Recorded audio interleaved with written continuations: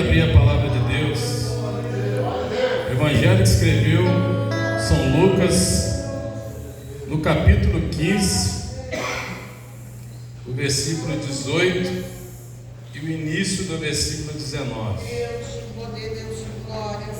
Glória seja a ti, meu Deus. Glória a Deus.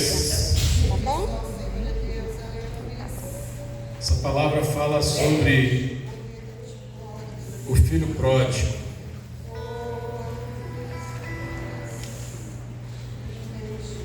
Amém? Levantar-me-ei e irei ter com meu pai, e dir-lhe-ei: Pai, pequei contra o céu e perante ti, já não sou digno de ser chamado teu filho. Os irmãos podem assentar. Amém? Deus seja louvado. Amém? Irmãos, essa palavra é uma palavra que ela falou muito ao meu coração, porque aqui é uma palavra, ela é muito conhecida, né? Nós sempre ouvimos falar dessa parábola que Jesus assim relatou, e aqui conta, né, uma história que fala de um pai, e ele tinha 2 filhos, e o mais jovem, né, ele toma uma decisão de querer sair de casa. Ele pede a parte da herança dele e quer se aventurar. E nós vamos observar, irmãos, que esse jovem, ele não é impedido pelo pai de poder sair da sua casa. Eu acredito que aquele pai sentiu muita tristeza naquele momento, mas a palavra não revela que ele foi impedido de sair daquela casa. E aquele jovem, ele sai daquela casa, pega a sua herança e ele vai para uma outra terra, gasta o seu dinheiro, né, a toda a sua fazenda, de uma forma totalmente irresponsável, e de repente naquela terra passa a ter fome. Aquela terra, ela começa a passar necessidade, e aquele jovem, como ele tinha queimado toda a sua herança, ali ele começa a passar necessidade. E a palavra aqui vai dizer que esse jovem, ele pede um emprego para um senhor para poder cuidar de porcos. E a situação daquele jovem ficou tão crítica que quando ele alimentava aqueles porcos, o estado de fome dele era tão grande que ele sentia o desejo de comer aquele alimento. Ele sentia o desejo de se alimentar daquela comida que ele dava para os porcos. E chega um momento que a situação dele fica tão crítica que ele para e pensa e vê o erro que ele tinha cometido e toma a decisão de voltar para casa. Totalmente arrependido, ele toma a decisão de voltar para casa. Mas para a gente poder avançar nesse texto, irmãos, nós precisamos entender para quem ele foi relatado. A palavra diz que Jesus chegou em uma cidade, e quando chegou naquela cidade, existia vários publicanos e pecadores que estavam querendo ouvir Jesus. E por outro lado, existiam os escribas e os fariseus que murmuravam, tentando talvez até chatear Jesus, mas eles estavam ali infiltrados no meio daquela multidão. Então nós conseguimos entender dentro dessa palavra que existia dois grupos. Um grupo era o grupo de pessoas que queriam ouvir a Jesus, que eram os publicanos e os pecadores. E por outro lado, existia aqueles religiosos da época que ficavam ali murmurando, dizendo: quem que é esse que come e bebe com publicanos e pecadores? Mas quem que são essas pessoas, irmãos? Qual que era a função de cada um? Quem que eram os publicanos? Quem que eram os pecadores? Quem que eram os escribas? Quem que eram os fariseus? Qual que era a função de cada um?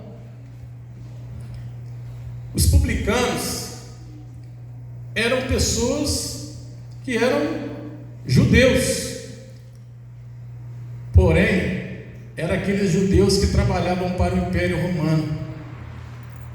Eram pessoas que a função deles era cobrar as taxas, né? Os impostos, e que muitos deles até cobravam além do que o Império exigia. E essas pessoas, eles eram odiados pelo povo. E quem que eram os pecadores? Por que fala pecadores?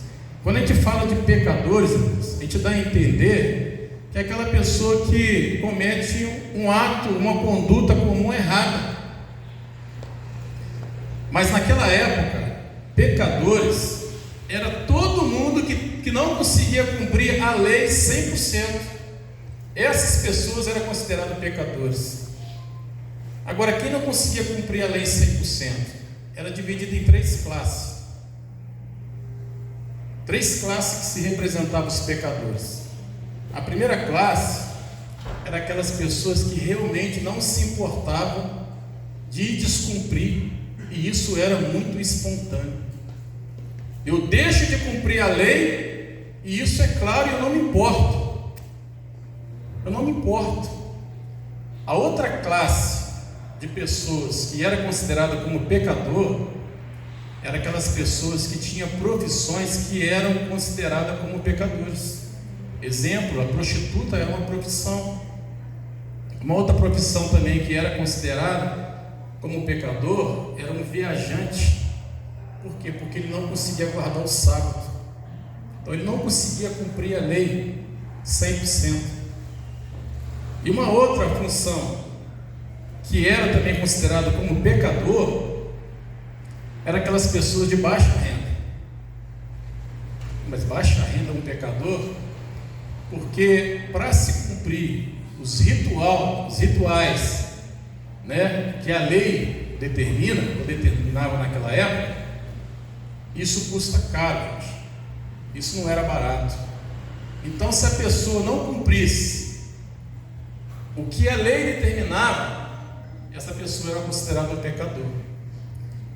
Aí a gente para analisar, ali fala que tinha publicanos e pecadores que estavam para ouvir a Jesus. Dá para ter ideia quantas pessoas pararam ali para ouvir Jesus? Jesus, aonde ele passava, tinha uma multidão que acompanhava ele. E eu entendo que todos os publicanos e pecadores daquela região, eles foram ao encontro de Jesus para poder ouvir a palavra. Eles tinham sede de ouvir a palavra. E no meio deles existia um outro grupo. Quem que era o outro grupo? Os escribas e os fariseus. Mas quem eram os escribas? Os escribas eram aqueles que também na Bíblia é chamado de doutor da lei. Era aqueles religiosos da época que ele tinha a obrigação de escrever à mão a lei. de forma a garantir que nenhuma palavra se mudasse.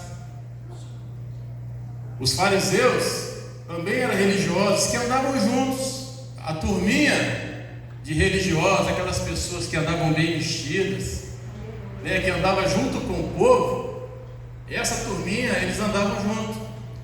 Os fariseus eram aquelas pessoas que eram respeitadas pelo povo, porque eles eram aquelas pessoas que tinham contato direto com o povo, para poder fazer com que eles obedecessem à lei. Então um tinha a função de cumprir, de escrever e manter a escrita perfeita, e o outro era aqueles discipuladores. Mas no final todos eles eram pessoas que tinham inveja de Jesus. Para se ter ideia, os fariseus e os escribas, certa vez eles trouxeram aquela mulher adúltera diante de Jesus, falou: ó, essa foi encontrada em adultério.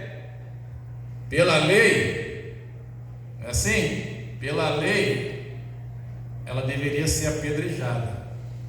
E esse grupo, não sei se são as mesmas pessoas que foram, mas a mesma religião da época, viviam murmurando e tentando arrumar uma brecha para pegar Jesus.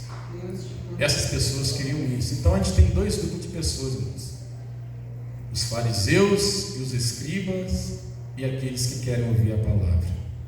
Sabe quem são os fariseus? Os religiosos, pessoas que se vestem bem, que todo mundo que encontrava na rua, fala: esse aqui é o meu exemplo, que cumpre a lei. Esses eram os religiosos da época. Essa era a condição. Aí o que acontece, irmãos? Jesus, ele tinha talvez ele teria autonomia. Se fosse nós no lugar de Jesus ali, nós poderíamos pensar assim: poxa, eu estou num ambiente querendo falar da palavra e tem um grupo ali que está me atrapalhando de falar a palavra. Jesus poderia talvez incitar o povo, a tirar aquelas pessoas dali para que ele poderia pregar. Mas pelo contrário, Jesus fez uma proposta. Jesus propôs.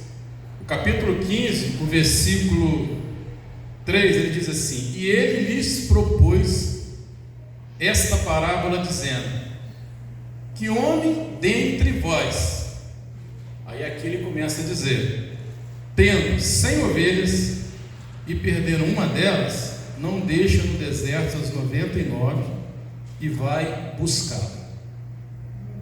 Jesus aqui, ele não se alterou com aqueles homens, mas ali ele trouxe eles a uma reflexão: que homem dentre vós, que se perdeu uma dracma, porque se você seguir o capítulo 15 aqui, você tem 3 parábolas: a da ovelha, a da dracma perdida e tem o do filho pródigo.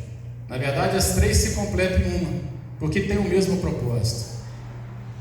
Aqui fala de uma mulher, na dracma fala de uma mulher que perdeu essa moeda. Uma dracma ela equivalia a um dia de trabalho, mas ela ficou tão incomodada que ela acendeu a lâmpada e aí ficou procurando na casa até ela achar, e quando ela achou, ela se alegrou. Da mesma forma, fala de que daquele homem que tinha 100 ovelhas, e de repente ele achou, ele parou, foi buscar outra ovelha que ela havia se perdido, e ele se alegrou e chamou os seus amigos para se alegrar. Mas a gente jamais deixaria de procurar um dinheiro que a gente perderia. Talvez se a gente fosse um agricultor, largar ali uma fazenda, um gado para trás e deixar de procurar. Mas aqueles homens ali, Jesus trouxe essa ilustração para mostrar que é mais importante. Olha o que diz aqui o versículo 7: digo-vos que assim haverá alegria no céu por um pecador que se arrepende, mais do que 99 justos que não têm arrependimento. Jesus traz a parábola daquela ovelha e depois traz um versículo final falando sobre arrependimento. Ele traz a parábola da dracma perdida e depois ele traz essa parte: alegrai-vos comigo, porque achei a dracma perdida. Assim vos digo que há alegria diante dos anjos de Deus por um pecador que se arrepende. O plano de Deus é o arrependimento. Às vezes a gente dá mais importância para as coisas materiais e às vezes a gente não enxerga uma pessoa como uma pessoa que precisa de Deus. Se nós formos olhar para o texto que foi lido, nós vamos ver que aquele jovem, que ele abandonou seu pai, gastou toda a sua herança, gastou toda a sua riqueza. Quando ele toma a decisão de voltar para casa e ali ele se reconciliar, pedir perdão para o seu pai, a palavra diz que o pai, ele avistou aquele jovem de longe e moveu-se de íntima compaixão. Aquele jovem tinha errado, tinha pecado, mas no momento que ele se arrependeu e tomou a decisão de voltar para casa, antes dele chegar na sua casa, o pai já tinha enxergado ele de longe, moveu-se de íntima compaixão, abraçou ele e beijou. Deus de poder, Deus de glórias. Oh, amado Espírito Santo, aleluia. Irmãos, eu não sei qual que era o estado daquele jovem, mas eu consigo imaginar. Você imagina uma pessoa que passou necessidade, passou muita fome, de repente essa pessoa passa a cuidar de porcos, ela deveria estar cheirando mal. A pessoa está cuidando de porcos, desejando comer aquela comida, deveria estar cheirando mal. Ela deveria talvez estar com o cabelo crescido, a barba crescida, vestido como um trapo, totalmente largado, e o pai consegue identificar ele de longe.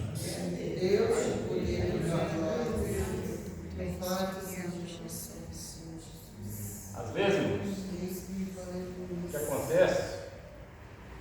Glória a Deus. O que acontece é que muitas das vezes a gente pode estar até muito mal. Quantas pessoas às vezes se afastam do caminho do Senhor?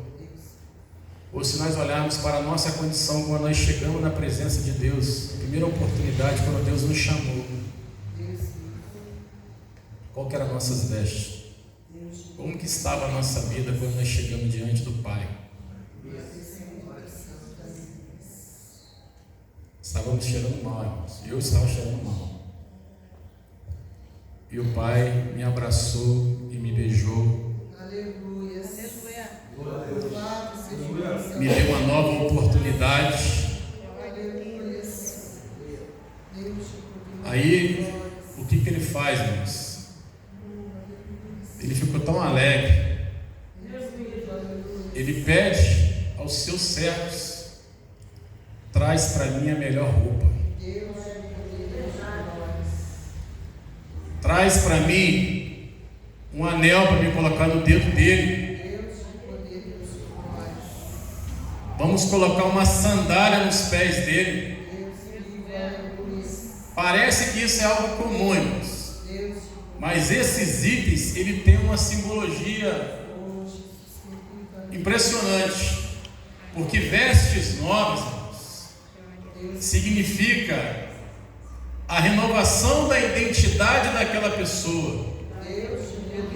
Ele chegou com uma roupa que era um trapo, agora ele está com uma vestimenta nova. Agora o pai coloca sobre ele um anel. Deus me Naquela época, a pessoa que andava com anel era uma pessoa que tinha uma referência familiar, que ela poderia ir em qualquer comércio, que ela seria bem aceita. E a sandália, irmãos, significa libertação. Porque escravo anda descalço. Mas a pessoa que tem uma sandália nos pés é uma pessoa livre. Chegou um trapo próximo do pai, cheirando mal. O pai pega ele, abraça, beija, coloca uma veste nova nele, coloca um anel na mão dele e uma sandália. Deu uma nova identidade para aquele homem. A vida dele novamente foi transformada. A vida dele novamente foi restaurada. A identidade dele agora voltou a ser a identidade do filho. Ele estava afastado. Mas, peraí, quando eu estava na casa do meu pai, eu tinha pão para comer. Tinha que me alimentar, passava necessidade. Ele assumiu, irmãos, teve coragem de se humilhar. Se nós formos ler a palavra, ele não fez nem questão de ser chamado de filho. O desejo dele era voltar para a casa do pai para ser um dos trabalhadores. Mas o que Deus fez para ele foi muito além. Foi muito além. Você não vai ser um servo meu, você vai ser novamente o meu filho. A sua vida eu irei restaurar. Só que nem sempre isso, irmãos, soa bem para todo mundo. Nem sempre. Às vezes, a pessoa ela vem e muitas pessoas nem acreditam. Será que ele vai firmar agora? Será que agora ele vai se firmar realmente? A vida dele agora vai manter, ou será que vai ficar só mais um tempo aqui? Assim, algumas pessoas julgam essa pessoa, né? Aí o pai toma uma decisão ainda mais forte ainda de amor. Trazei para mim o bezerro cevado. Sabe o que era o bezerro cevado, irmãos? O Valdir, açougueiro aí, de vez em quando ele fica me provocando, né? Mas o bezerro cevado, naquela época, era aquele gado que ele não ficava andando em morro, não. Ele ficava geralmente num lugar assim mais reservado para poder descansar, para poder ter mais gordura, né? Se você olhar uma carne marmorizada que eles falam, é aquela carne que até desmancha, não precisa nem ter dente, não. Pode até chupar o caldinho ali que ela vai desmanchar na sua boca. O bezerro cevado era para ocasiões especiais. E o pai, além de revestir, dá novamente uma identidade, promove uma festa porque ele voltou. Promoveu uma festa porque ele voltou. Aí a festa se iniciou. Você imagina a quantidade de carne que é um boi. Será que nós aqui conseguiríamos comer um boi inteiro? Aquela festa ficou com a comunidade inteira. Porque a partir do momento que ele mata aquele bezerro cevado, toda aquela comunidade vizinha ali, eles são convidados e participam daquele banquete. Automaticamente, o pai apresenta, meu filho mudou de vida. Aleluia. Meu filho agora é uma nova criatura. Aquele que estava morto, agora ele reviveu. Esquece o passado dele. Esquece. Esse aqui novamente é o meu filho. Voltou para casa transformado. E nós estamos aqui comemorando. Renova a vida dele, refaz a aliança com ele e traz para ele promove para ele um banquete, a felicidade. E nós lemos aqui que quando há uma alma que se arrepende, haverá alegria no céu por um pecador que se arrepende, mais do que 99 que não necessitam de arrependimento. João 3,16, 17, muito conhecido, porque Deus amou o mundo de tal maneira que deu seu Filho unigênito para que todo aquele que nele crê não pereça, mas tenha a vida eterna. O arrependimento é o único motivo de nós estarmos aqui. Aleluia. Se nós estamos aqui sem arrependimento, nós estamos enquadrados nesses 99 aqui, ó. Mas se nós estamos arrependidos, nós somos esse um que voltou para a casa do Pai, quebrantado, humildemente, e o Pai ali transformou ele. Está acontecendo a festa, barulho de música e de dança naquele ambiente, e de repente chega o irmão dele mais velho. Ei, Mário Gabriel, o que está acontecendo nessa casa aí? Né? Ó, o seu irmão, que era o mais novo, que pegou toda a sua fazenda e foi embora, ele voltou sã e salvo. E o seu pai matou o bezerro cevado para ele, está bancando uma festividade aqui. Meu Deus, Pai, Jesus. Sabe onde que aquele irmão estava naquele momento? No campo, trabalhando. Aí muitas pessoas, poxa, aquele irmão é um irmão invejoso, né? Porque naquele momento ele se indignou, ele se entristeceu profundamente, se indignou e se recusou a entrar na festa. Vocês já pararam para pensar, irmãos? Porque eu fiquei meditando nisso. Qual foi o sentimento que havia no coração daquele irmão naquela hora? Porque ele não era um filho comum, não.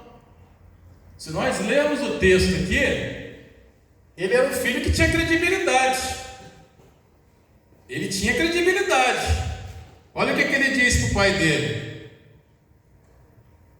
eis que te sirvo há tantos anos e nunca transgredi o teu mandamento, e nunca me deste um cabrito para alegrar-me com os meus amigos.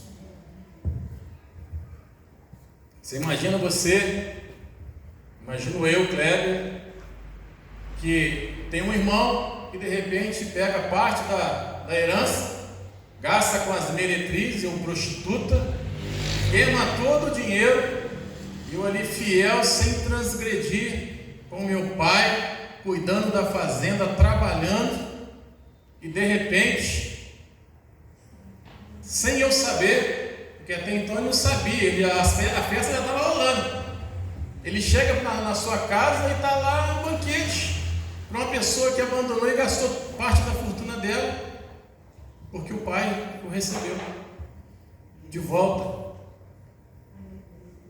Há uma insatisfação muito grande, isso acontece até conosco. Talvez se fosse a gente, o nosso caso, a gente se revoltaria da mesma forma que aquele irmão.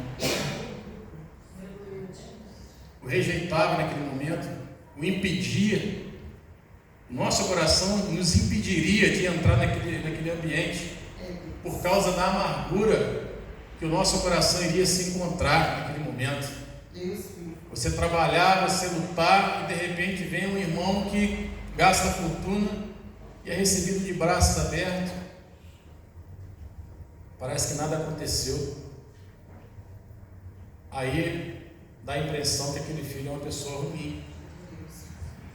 Mas não é uma pessoa ruim. Tanto é que o próprio pai, no momento que ele não entrou na festa, o pai fez questão de encontrá-lo também.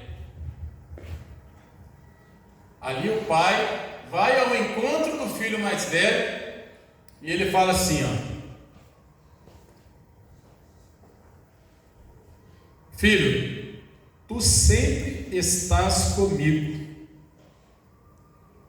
e todas as minhas coisas são tuas.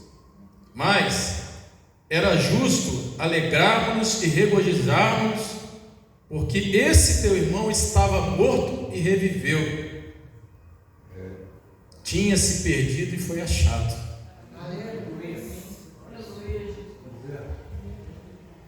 Não dá para a gente, às vezes, entender o pensamento de Deus. É porque o amor de Deus, irmãos, é extraordinário. Se nós fôssemos julgados, estava conversando hoje com o Valdir sobre isso, por todos os erros que cometemos, seríamos consumidos, irmãos. Seríamos consumidos, porque todo dia, ou em pensamento, ou em ações, nós pecamos, nós cometemos erros. Só de pensar, a gente já pecou. Só de pensar, a palavra de Deus diz que só de pensar já cometeu pecado. E aquele irmão olhou para o irmão, não. Mas a questão não é essa, a questão é que o amor de Deus é sobre todos. E o único que tem o poder de perdoar pecados é o próprio Pai, é o próprio Deus. Porque a gente tem o ato de julgar, mas Deus não. Deus é misericordioso. Deus é misericordioso. A gente não pode sermos como escriba e fariseus. Porque o escriba e fariseus eram pessoas que eram referências do povo. O povo olhava para eles, eles eram referência religiosa. Não quer dizer que eles tinham inveja de Jesus. Mas Jesus nunca disse, tem uma parte da Bíblia que fala, Jesus falando assim, escutai os escribas, os fariseus, mas não faz o que eles fazem. Sabe o que é isso, irmãos? O que eles falavam para o povo era verdade, porque eles cumpriam a lei. A questão era o comportamento dele e o que estava no coração deles. Mas Jesus não disse que eles faziam atos errados. A questão é que o coração deles era totalmente impuro, malicioso. Mas a lei, eles cumpriam a lei.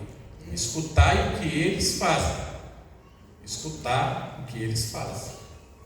Mas não sejam como eles. Eram pessoas religiosas que se vestiam bem, de boa aparência e que cumpriam a lei. Se nós formos olhar, hoje existem vários religiosos do mesmo jeito. Pessoas que são referências religiosas, que carregam,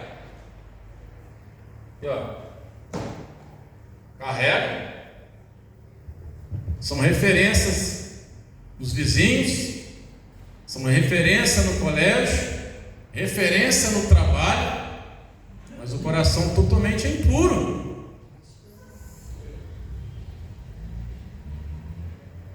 Carrega leis, carregam a lei, mas o coração está longe.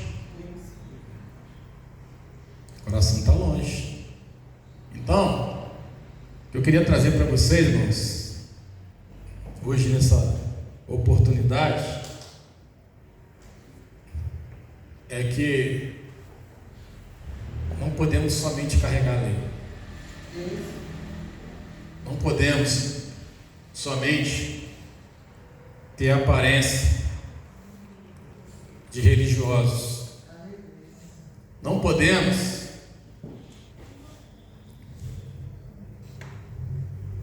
estar com o nosso coração totalmente olhando para as pessoas que estão próximas da gente como se eles fossem os pecadores. Aquele lá, esse Jesus, ele come e bebe com pecadores. Julgamento. Aquele lá come e bebe com pecadores, como se ele fosse muito santo. Mas o coração dele estava totalmente fora da presença de Deus. Totalmente fora. Se de repente o nosso coração não está quebrantado para o Senhor, temos que deixar o coração de fariseu, irmãos. Não digo nem de escriba não, estou falando de fariseu. Porque fariseu era religioso como nós somos, nós seguimos a palavra. Mas temos que ser realmente servos de Deus. Temos que ser como o filho pródigo, que ele, apesar de ter cometido todo o erro, ele toma a decisão de se humilhar e procurar o Pai, porque o Pai está pronto para nos perdoar. Tirar tudo aquilo que nos atrapalha, tudo aquilo que nos impede de termos comunhão com o Espírito Santo, de termos uma vida plena, uma vida dedicada, né, na presença de Deus. Deixa as coisas para trás, vamos deixar para trás e vamos viver uma forma diferente, uma forma que realmente agrada a Deus. Uma forma que Deus olhar para a gente e vai falar assim: poxa, aquele ali é o meu servo, aquela ali é a minha serva. É uma pessoa que verdadeiramente Deus se agrada, irmãos. Deus se agrada. Que Deus abençoe os irmãos. Agradeço a oportunidade em nome de Jesus.